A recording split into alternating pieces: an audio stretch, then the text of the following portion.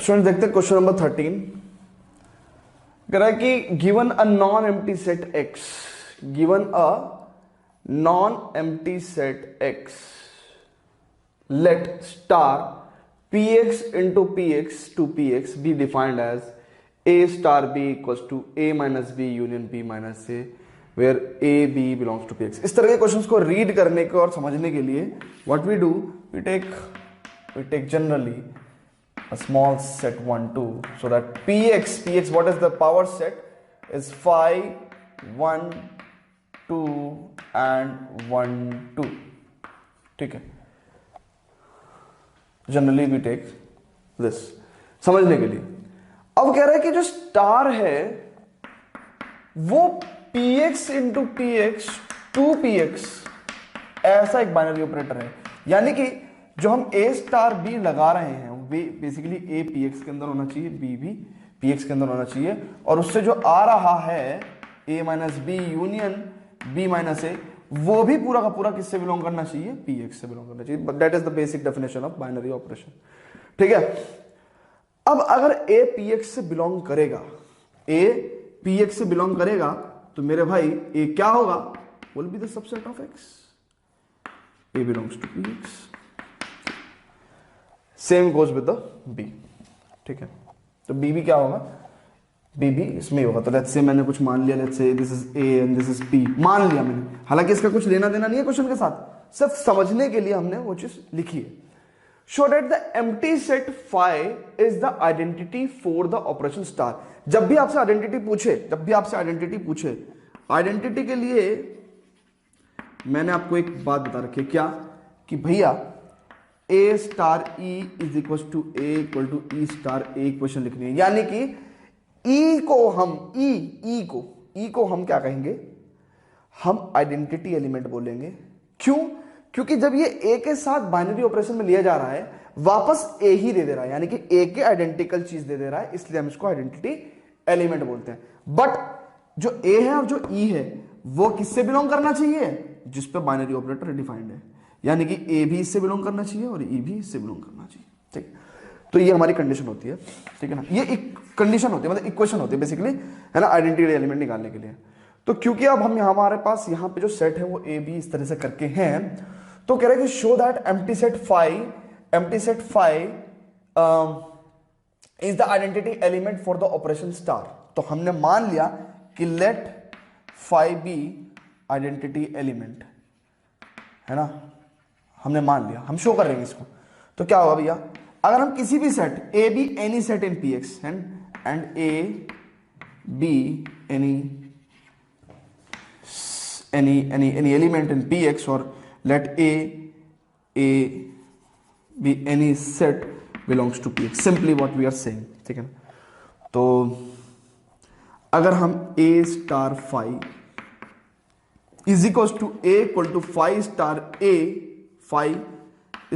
ए show कर पाते हैं, तो फाई क्या हो जाएगा भैया, आइडेंटिटी एलिमेंट हो जाएगा। और देखो ए बी और फाई बी दोनों पीएक्स में मौजूद हैं, where A and phi both belongs to PX. ठीक है, क्योंकि आइडेंटिटी एलिमेंट का भी इस सेट से बिलोंग करना जरूरी है। तो ए स्टार फाई कितना होगा भैया, चेक कर लो आराम से, ए स्टार फाई चेक करो, ए माइनस फाइव, क्योंकि हमारा ऑपरेशन क्या है, ये देखो A minus five union five minus A. अब ए में से अगर आप फाइव घटाओगे, यानी कि कुछ घटा ही नहीं रहे, तो यही तो आ जाएगा वापस यूनियन। फाइव में से आप ए को घटा दो, फाइव बचेगा। मतलब क्या है, फाइव में से एक एलिमेंट को हटाना, फाइव में जब कुछ है ही नहीं तो फाइव बचेगा। ए यूनियन फाइव कितना हो गया,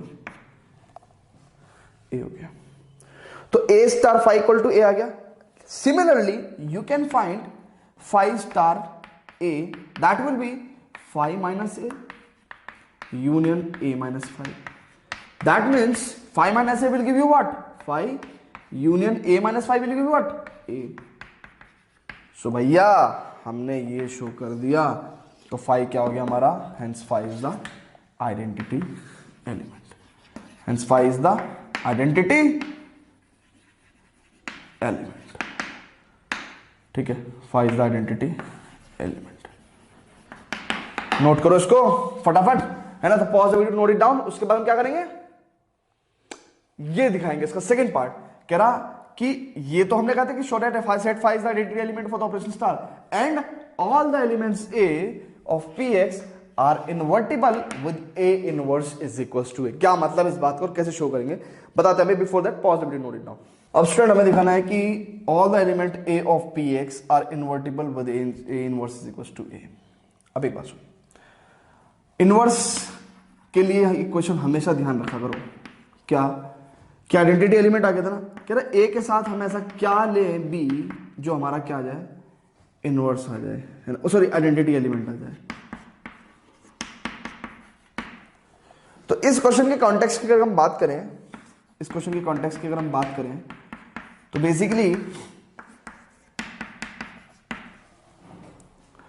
बेसिकली हमें ऐसे, ये हमारी इनवर्स की इक्वेशन बैठेगी इस पर्टिकुलर, क्योंकि आइडेंटिटी एलिमेंट हमारा 5 प्रूव हो चुका है ना। तो आइडेंटिटी एलिमेंट हमारा 5 प्रूव हो चुका है, तो इसको मैं हटा दे रहा हूं। अब सुनो, अब कह रहा है and all the elements A of P x, all the elements of A of P x. X हमने क्या लिया था, ये लिया था पी एक्स 5 1 2, ये हमने माना है ना। देखो यहां पे कैसे काम आता है, ये all the elements A of P x, यानी कि ये भी हो सकता है, ये भी हो सकता है, ये भी हो सकता है, ए कुछ भी हो सकता है, ए कुछ भी हो सकता है, चेक कर लो, ठीक है ना, कुछ भी हो सकता है, ए चेक कर लो। अब सुनो, अब कह रहा है कि all the elements A of P X are invertible with A inverse is equal to A, यानी कि हर एलिमेंट ए का जो इनवर्स होगा वो ए खुद ही होगा। तो हमने कह दिया कि let A in P X, ठीक है ना। For observation what we will do, consider A as the inverse, consider A as inverse, है ना। फॉर ऑब्जर्वेशन, देखने के लिए कि जो इन्होंने क्वेश्चन में कहा है, तो हमने क्या कहा कि भैया ए पी एक्स में, और अगर उसका इनवर्स भी ए हो गया तो we have to take A star A. If we are able to prove A star A equal to 5, then A will be the inverse of A. Check करो, A star A कितना होगा, A minus A union A minus A, तो भैया 5 union 5 क्या होगा, A minus ए 0 नहीं है, check करो ना, सेट है ये, ए माइनस ए कितना होगा 5, तो 5 यूनियन 5 5। अरे ए स्टार इक्वल टू 5 दिखा दिया, तो ऑब्वियसली ए स्टार ए जब उल्टा करेंगे तो स्टार, तो जब A star A equal to 5 दिखा दिया तो what we can say, A is the inverse of A. That means what we can say कि for all A belongs to P X we can say that A inverse will be equal to A, A inverse equals to A, ठीक है, clear है,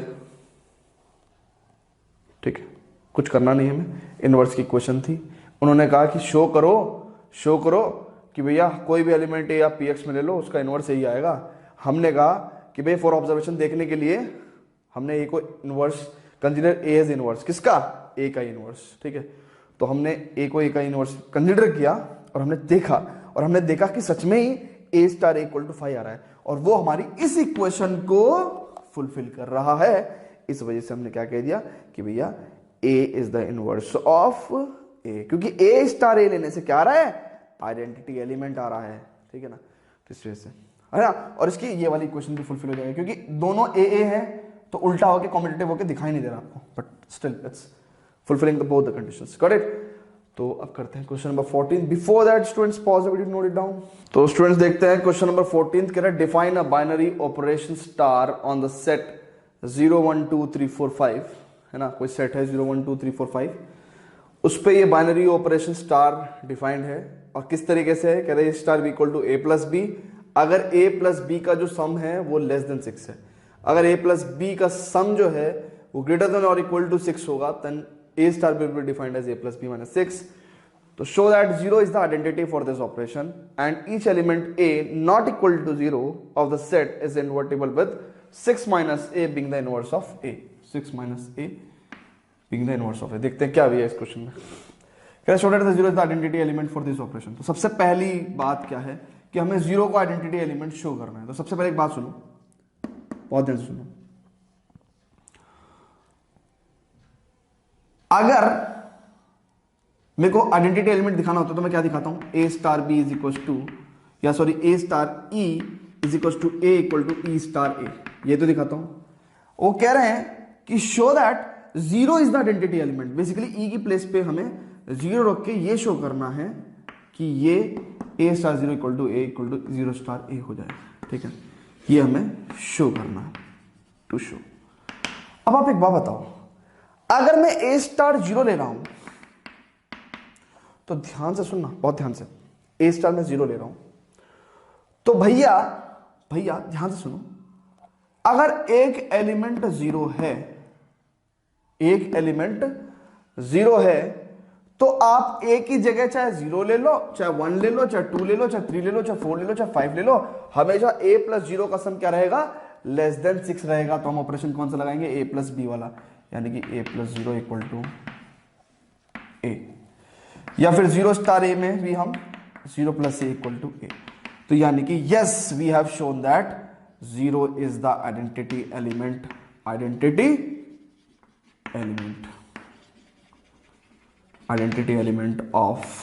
element for this operation.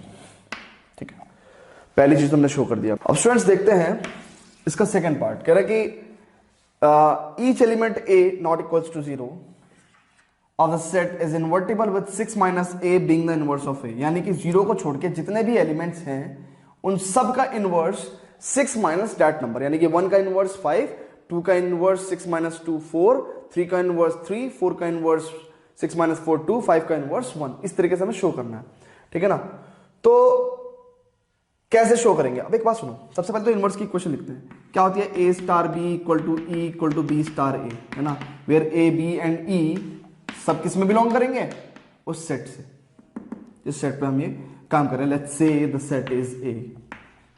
ठीक है,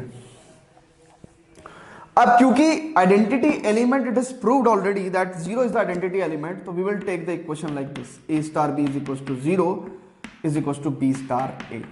अब बच्चे पास हो, हमें ये शो करना है कि A star B equal to zero, A where A can not be equal to zero. ठीक है ना, ना अब प्रॉब्लम ये आ रही है कि अगर हम ए स्टार बी में लिखें कि ए स्टार बी को हमें जीरो प्रूव करना है, तो basically B will be called as the inverse of A ना।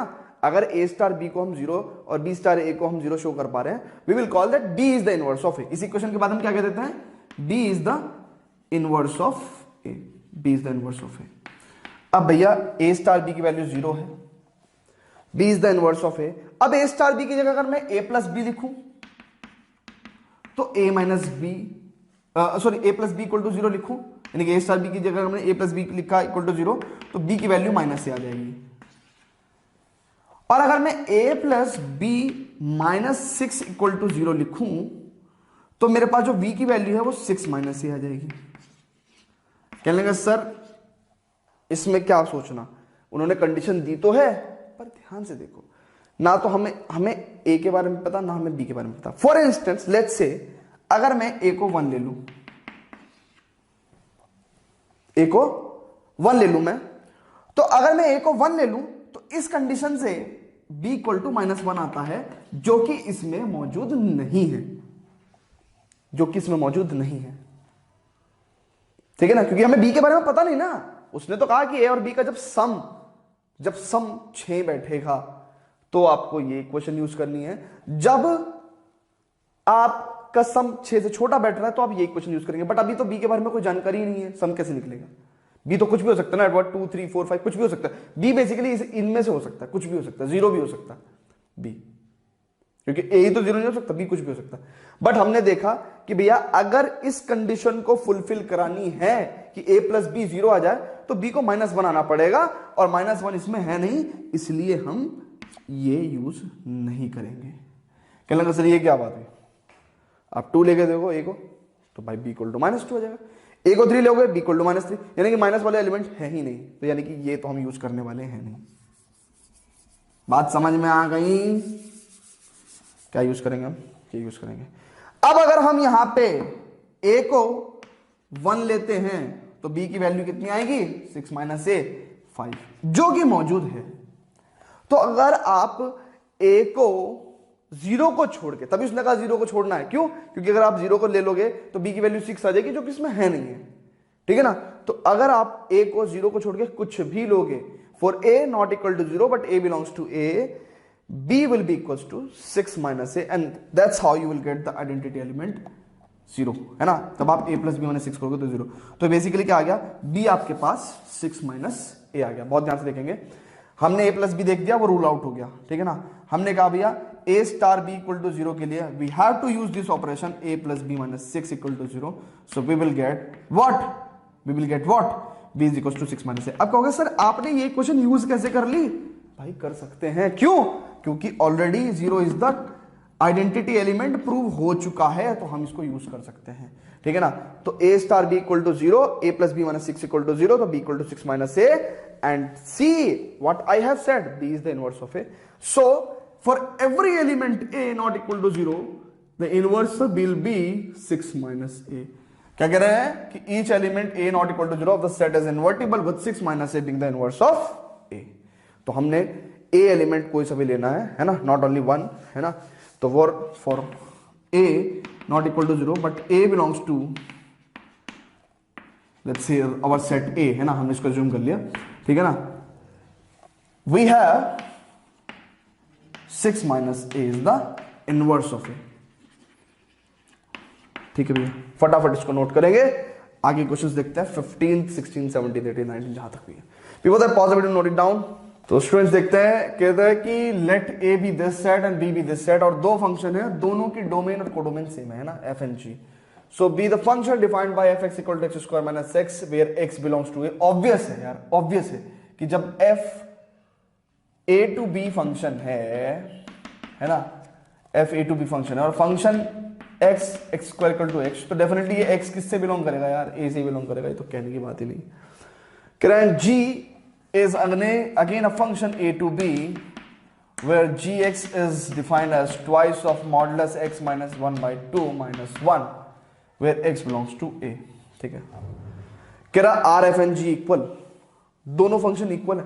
दो इक्वल फंक्शन बेसिकली दिखाते कैसे हैं, दो इक्वल फंक्शन बेसिकली दिखाते कहते हैं, अगर सम फाइनाइट एलिमेंट्स 2 4 5 पे दिखाना हो, तो बेसिकली 2 4 5 पे दिखाने के लिए, यानी कि 2 4 5 एलिमेंट्स पे अगर हमें दो फंक्शन को इक्वल दिखाना है, तो अब बेसिकली क्या करेंगे हम, f minus 1 is equal to g minus 1, f minus 1 यहां से आएगा, g माइनस 1 यहां से आएगा, इक्वल दिखा दो, f0 g0, ठीक है, f1 और g2, सॉरी f1 g1, ठीक है ना, f1 g1 और f2 और g2, ये फाइनाइट एलिमेंट्स के लिए है ना, फाइनाइट एलिमेंट्स के लिए।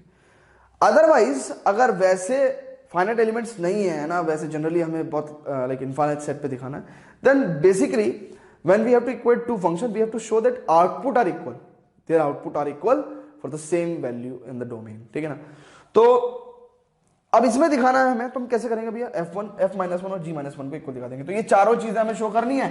इन केस हम ये चारों को इक्वल दिखा पाते हैं तो हम क्या कहेंगे भैया, हाँ f और g फंक्शन इक्वल है।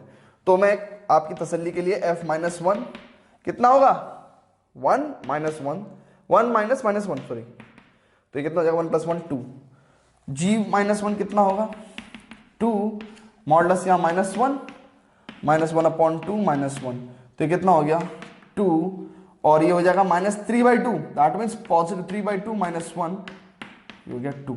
यस, f माइनस 1 और g माइनस 1 इक्वल है। सिमिलरली आप ये शो करें और बता दें कि यार f और g इक्वल है या नहीं है, ठीक है ना। सो डू योरसेल्फ स्टूडेंट्स, है ना। Let's proceed to the next question, 16 question, before that pause the note it down. Now student देखते हैं क्वेश्चन नंबर 16। वे वैसे है तो ऑब्जेक्टिव टाइप क्वेश्चन, बट आपको एनसीईआरटी में जो ऑब्जेक्टिव टाइप क्वेश्चन है उनको अंडर एस्टिमेट नहीं करना है ना। जनरली आपके बुक्स में लिखा होता है इसका बी आंसर, इसका सी आंसर, है ना, बट इन क्वेश्चन को सब्जेक्टिव ही कंसिडर करो, है ना, क्योंकि बोर्ड में आपसे सब्जेक्टिव में ही पूछा जा सकता है। तो ए एक कोई सेट है 1 2 3, number of relation containing 1 2 and 1 3 which are reflexive symmetric. तो कह रहा है उस रिलेशन के अंदर 1 2 और 1 3 का होना मौजूद है, मतलब जरूरी है, ठीक है। अब एक बात सुनो, हमने क्या करना है, रिफ्लेक्सिव होना चाहिए, रिफ्लेक्सिव होने के लिए 1 1 2 2 3 3 ये होना तो जरूरी है ही है। कह रहा है सिमेट्रिक भी होना चाहिए। तो एक बात सुनो, वो कह रहा है कि ऐसा रिलेशन जिसमें 1 2 और 1 3 प्रेजेंट हो। अब 1 2 और 1 3 प्रेजेंट होना है और सिमेट्रिक होना है इस रिलेशन को। देखो हमने पहले रिफ्लेक्सिव बनाया क्योंकि उसने रिफ्लेक्सिव बोला, फिर कह रहा है कि 1 2 और 1 3 प्रेजेंट होना चाहिए, फिर कह रहा है सिमेट्रिक भी होना चाहिए, तो हमने इसका उल्टा भी ले लिया।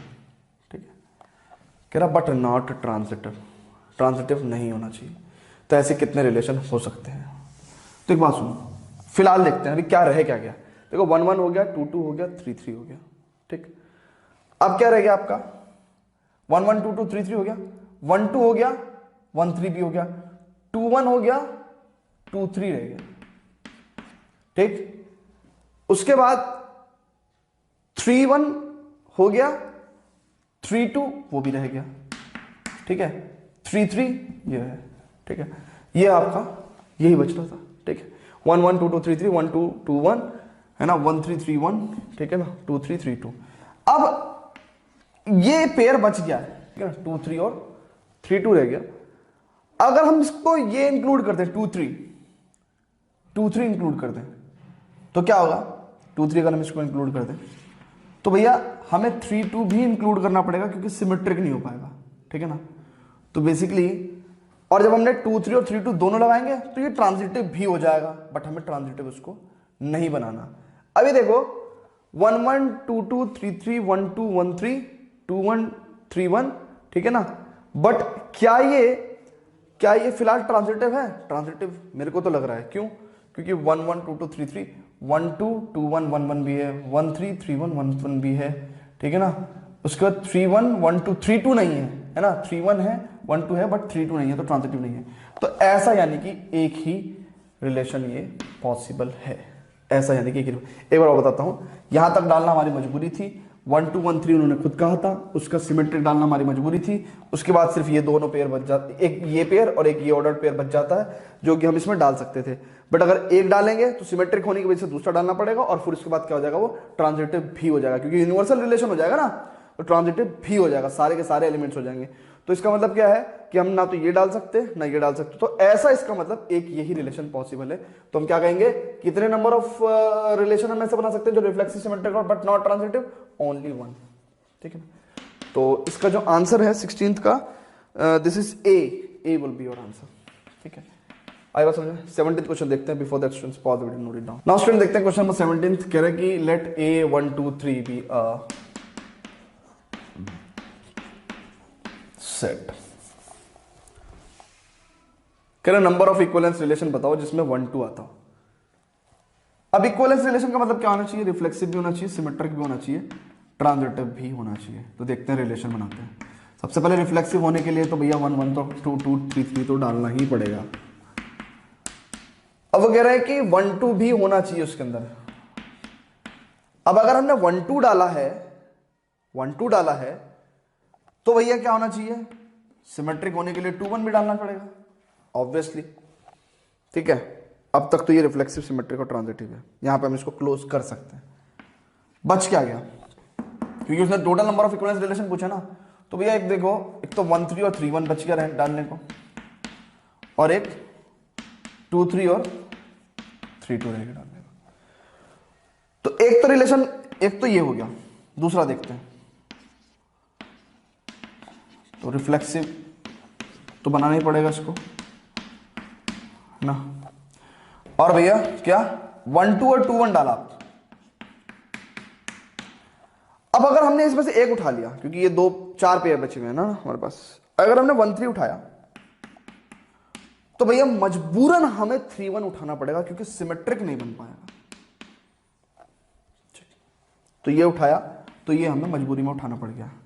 क्या अब ये पूरा इक्विवेलेंस हो गया? वहां पे तो इक्विवेलेंस था क्योंकि हमने चेक कर लिया, कैसे भी चेक कर लो ना। देखो रिफ्लेक्सिव सिमेट्रिक तो साफ साफ पता चल रहा है। ट्रांजिटिव के लिए अगर हमें ये चेक करना था 1 2 2 1 1 1, ठीक है ना, 1 2 2 2 1 2, ठीक है ना, 2 1 1 1 2 1, ठीक है, सब मौजूद है। ठीक है, अब यहां पे बात क्या आ गई? अब हमारे पास रिफ्लेक्सिव सिमेट्रिक तो हो गया, ट्रांजिटिव चेक करते हैं। तो देखो 1 2 2 1, ठीक है ना, 1 1 हो गया, 2 1 1 3, 2 3 नहीं है, चेक कर लो, 2 1 और 1 3, 2 3 होना चाहिए। तो उसके लिए हमें मजबूरन 2 3 उठाना पड़ेगा, और 2 3 उठाओगे तो सिमेट्रिक की वजह से ये भी उठाना पड़ जाएगा। तो भैया अब ये पूरा रिफ्लेक्सिव सिमेट्रिक और ट्रांसलेटिव बन गया, कुछ बचा ही नहीं ना अभी पूरा, तो ये तो यूनिवर्सल रिलेशन हुए ना। तो यानी कि ऐसे सिर्फ 2 रिलेशन पॉसिबल हैं जिसके अंदर 1 2 आता हो और वो इक्विवेलेंस रिलेशन हो। तो answer will be 2 such relation. तो इसका 17th का आंसर बी। ठीक है, चलते हैं आप 18th और 19th, 2 ही क्वेश्चन बचे हैं। तो before that students pause the video, note it down. अब स्टूडेंट देखते हैं क्वेश्चन नंबर 18th। कह रहा let f R to R be a signum function. ठीक है ना, सिग्नम फंक्शन डिफाइंड है इस तरीके से। कह रहा and G R to R with the greatest integer function, जो इस तरीके से आपका डिफाइंड है ना, where bracket x is the greatest integer less than और equal to x, then does fog and gof, question अपना क्या है, does fog and gof coincide in 0 to 1। तो सुनो, 0 to 1 इंटरवल है। सबसे पहले तो मैं ये देख लूं कि फंक्शन क्या वैल्यू देगा। अब फंक्शन जो है एफ एक्स, क्योंकि 0 to 1 बोला है, यानी कि वैल्यू हमेशा 0 से बड़ी रहेगी और 1 तक रहेगी, है ना। 0 से 1 का मतलब क्या है भैया, ये अगर नंबर लाइन है तो 0 से 1 तक का क्या मतलब है, ये इंक्लूड नहीं है बट ये इंक्लूड है ना, ये यहाँ पे इंक्लूड नहीं है। ठीक है ना, 0 इंक्लूड नहीं है बट 0 से 1 तक सारी वैल्यूज इंक्लूड है। तो 0 से 1 तक सारी वैल्यू इंक्लूड है, तो फंक्शन एफ एक्स क्योंकि सिग्नम फंक्शन है आपको, तो ये हमेशा 1 देगा। ठीक है, जी एक्स क्या देगा भैया, अब जी एक्स क्या देगा, देखो जी ग्रेटेस्ट इंटीजर फंक्शन है, तो आपको भी पता है कि ये ग्रेटेस्ट इंटीजर फंक्शन कैसे देता है आपको, इंटीजर पे इंटीजर और बाकी ग्रेटेस्ट इंटीजर लेस देन और equal to less than x, है ना।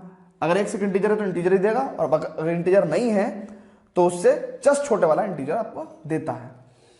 ठीक है अब सुनो क्या होगा।